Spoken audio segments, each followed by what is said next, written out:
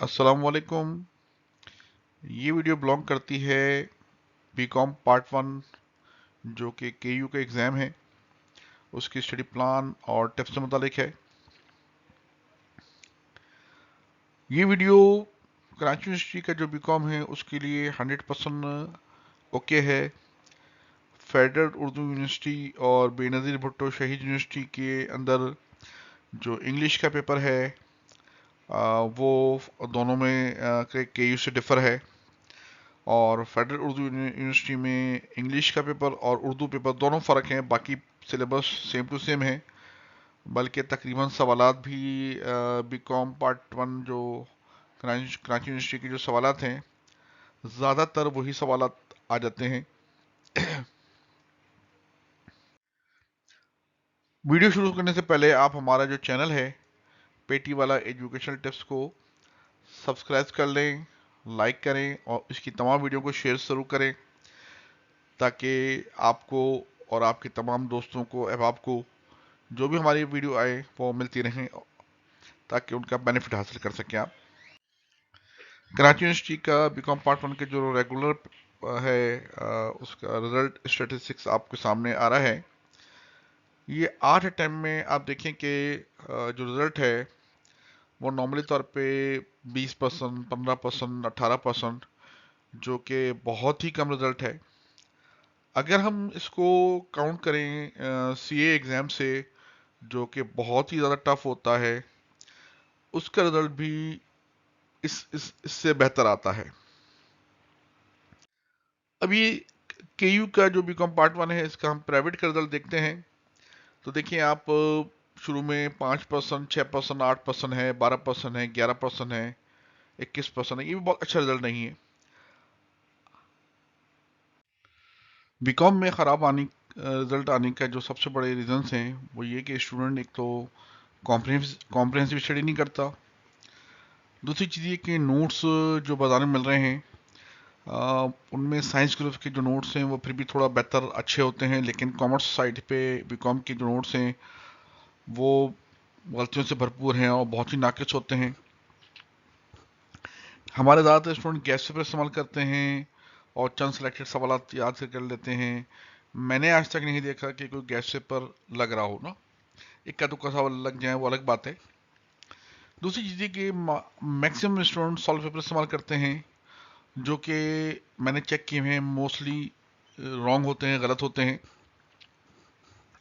और simple simple सवालात के जवाब भी अजीब तरीके से दिए होते हैं। अच्छा, दूसरी चीज़ ये कि पूरा कराची कहता है कि जितना हम ज़्यादा लिखेंगे उतना ज़्यादा नंबर मिलेंगे, लिहाजा वो एक्चुअल कॉपी जो होती है उसके अलावा भी जो सप्ली है वो काफ़ी कॉपियाँ लेके वो भर रहा होता है, जो कि गलत कॉन्सेप्ट है। अब इसका सोल्यूशन ये है कि एक तो हम कॉम्प्रहेंसिव स्टडी करें।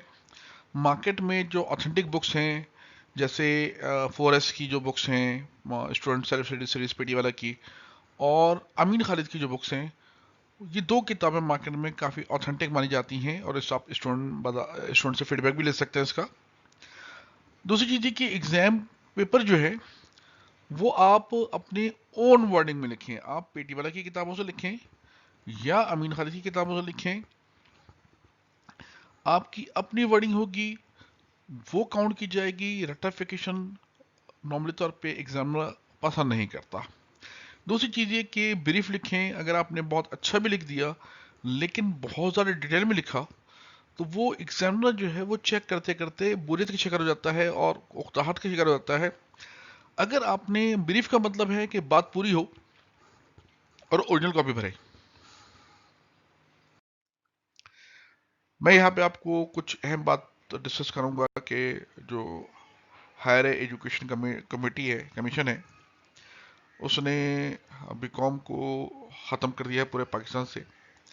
सिर्फ कराची में बीकॉम अभी स्टिल मौजूद है, लेकिन उसकी हैसियत अब ये हो गई है कि आप बैचलर नहीं कहलाएंगे, बल्कि बीकॉम करने के बाद जो बीएस प्रोग्राम 4 साल का है उसका तीसरे साल में आपको एडमिशन मिलेगा, आपको लेना पड़ेगा लाजमी। और थर्ड ईयर और फोर्थ ईयर करने के बाद आप बैचलर कराएंगे, यानी आपको फर्स्ट और सेकंड ईयर बीकॉम की बेस पे एग्जाम्प्ट हो जाएगा आपको। लेकिन 4 ईयर मुकम्मल किए बगैर आप बैचलर नहीं कहलाएंगे।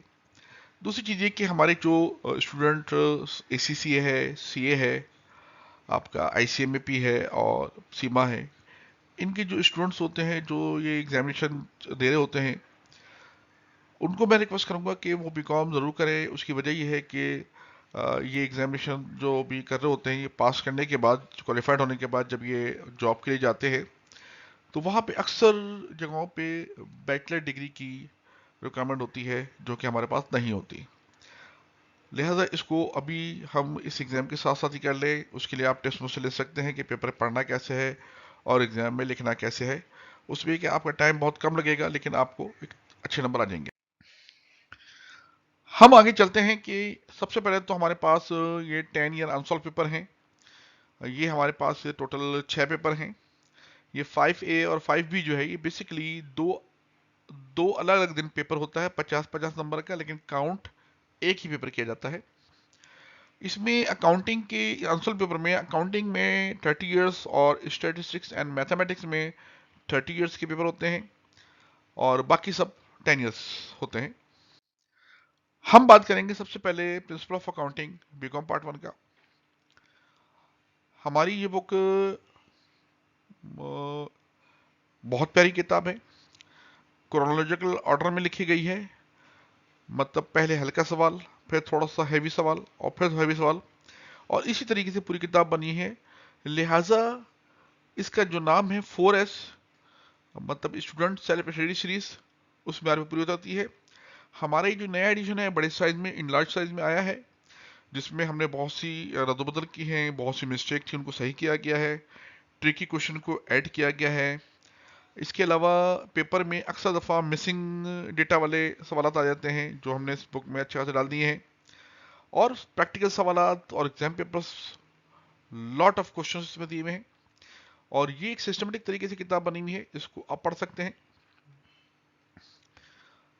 इसके साथ हमने जो ये सॉल्व पेपर हैं 25 इयर्स के, हमने उसको पढ़ना है। एक बात का ख्याल रखिएगा कि इसको आपने सबसे आखिर में पढ़ना है, या फिर हम जो टॉपिक खत्म कर लें उस टॉपिक के हम सिर्फ सवाल देखें, क्योंकि जितने भी मार्केट में सॉल्व पेपर मिलते हैं बे इंतहा गलत होते हैं।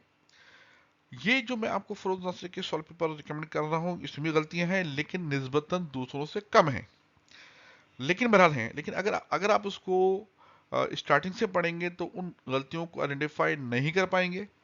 लिहाजा पहले हमारी किताब से कॉन्सेप्ट बनाया जाए।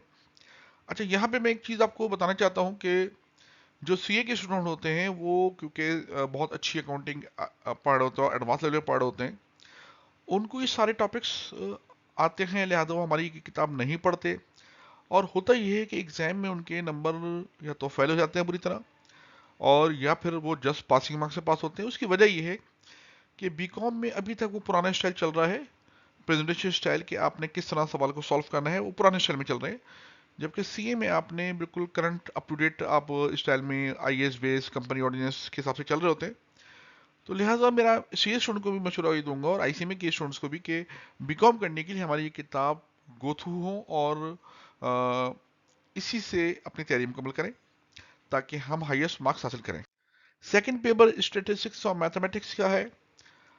ये शाही जमल की किताब है। दोनों किताबें ये बहुत अच्छी किताबें हैं और बिल्कुल मतलब ये समझे जिस तरह हमारे हमारी अकाउंटिंग की किताब है कि सिस्टमेटिक में बनी है, इस तरह से शाहिद जमाल ने बनाई है किताब, और ये अहमद अकेडमी में प्रिंट की है। ये बहुत प्यारी किताब है, इनको आप यूज़ करें। और वही सिलसिला है कि आप ये जो सॉल्व पेपर हैं, मार्केट में 2-3 अवेलेबल हैं, शायद 3 अवेलेबल हैं, आई थिंक सो, लेकिन उनमें सबसे बेहतर ये हैं। लिहाजा हम जब टॉपिक को ख़त्म कर लें या एग्ज़ाम से 1 महीना पहले हम जब इसको यूज़ करेंगे और इसमें अगर कोई गलतियां हैं तो वो हम हाईलाइट हो जाएंगी हमारे सामने। लेकिन अगर हमने स्टार्ट ही इससे किया तो फिर हम प्रॉब्लम में आ सकते हैं। यहाँ पे मैं आपको एक चीज़ बता दूं कि जो CA के स्टूडेंट हैं वो डायरेक्ट ये सॉल्व पेपर इस्तेमाल कर लें, क्योंकि ऑलरेडी उन्होंने जो स्टैटिस्टिक्स और मैथमेटिक्स में जो जितनी भी चीज़ें हैं वो सब उन्होंने CA AFC में एग्जाम में पढ़ी हुई होती हैं। लेकिन बाकी तमाम जो स्टूडेंट, रिमेनिंग स्टूडेंट हैं, वो ये दोनों किताबें पढ़ने के बाद सॉल्व पेपर इस्तेमाल आखिर में ज़रूर कर लें ताकि प्रैक्टिस अच्छी हो जाए। प्रिंसिपल ऑफ इकोनॉमिक्स में ये अताउल्लाह खान साहब की किताब लिखी हुई किताब है, बहुत ही आसान है और लैंग्वेज आसान है इसकी, बहुत प्यारी किताब है। लेकिन इसके साथ मैं आपको ये किताब सिर्फ इस वजह से रिकमेंड करूंगा कि अगर हम बीकॉम में देखें तो सबसे ज़्यादा पेपर रुकने वाला पेपर यही पेपर होता है, और स्टूडेंट की एक अच्छी तादाद है जो पूरा पूरा बीकॉम पार्ट 1 और पार्ट 2 निकाल चुकी होती है और ये पेपर उनका बाकी होता है। लिहाजा अगर हम इसको, दोनों किताबों को एक कॉम्प्रिहेंसिव स्टडी कर लें, टाइम देना पड़ेगा आपको, लेकिन इंशाल्लाह एक तो ये कि आप पेपर रुकेगा नहीं और अच्छे नंबरों से पास हो जाएगा, लेकिन कॉम्प्रिहेंसिव स्टडी ज़रूरी है। यही पेपर उर्दू में भी अताउल्लाह खान साहब की किताब अवेलेबल है, अताउल्लाह खान साहब की, और ये अब्दुल हलीम ख्वाजा की किताब है। जैसे इंग्लिश में थी वैसे ही उर्दू में भी है। इन दोनों किताबों का इंग्लिश में भी कॉम्बिनेशन बहुत अच्छा रहेगा और उर्दू में भी कॉम्बिनेशन बहुत अच्छा रहेगा। इसके बाद पेपर है इंट्रोडक्शन टू बिजनेस। ये हमारी इंग्लिश में जो किताब है ये एक कॉम्प्रिहेंसिव कवरेज है। इवन के अगर आप बहुत से सवाल ऐसे हैं जो एग्जाम में आ रहे हैं और बाकी किसी किताब में नहीं होते, हमने इसमें जब नया एडिशन बनाया वो तमाम सवालात को राइटर्स से हमने लिखवा के इसमें शामिल कर दिया है। लिहाजा ये अगर हम कवरेज की बात करें तो बेहतरीन कवरेज करती है और मैक्सिमम कवरेज करती है। इसी तरह ये तारुफ कारोबार उर्दू में किताब है, इसको आप इस्तेमाल कर सकते हैं। इन दोनों किताबों की लैंग्वेज बहुत अच्छी है, आसान। इसके बाद हम आते हैं इस्लामियात।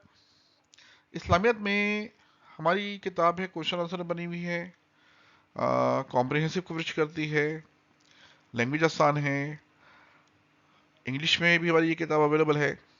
देखिए पटियाला की जो किताबें हैं इनका स्टाइल ये होता है कि एक तो लैंग्वेज आसान होती है, दूसरी चीज़ ये कि आपको हेडिंग ज़्यादा से ज़्यादा और मटेरियल कम से कम और लेकिन आसान वे में मिल जाता है। पाइंस स्टडीज़ में हमारी ये किताब इंग्लिश में अवेलेबल है, सेम यही किताब हमारी उर्दू में अवेलेबल है।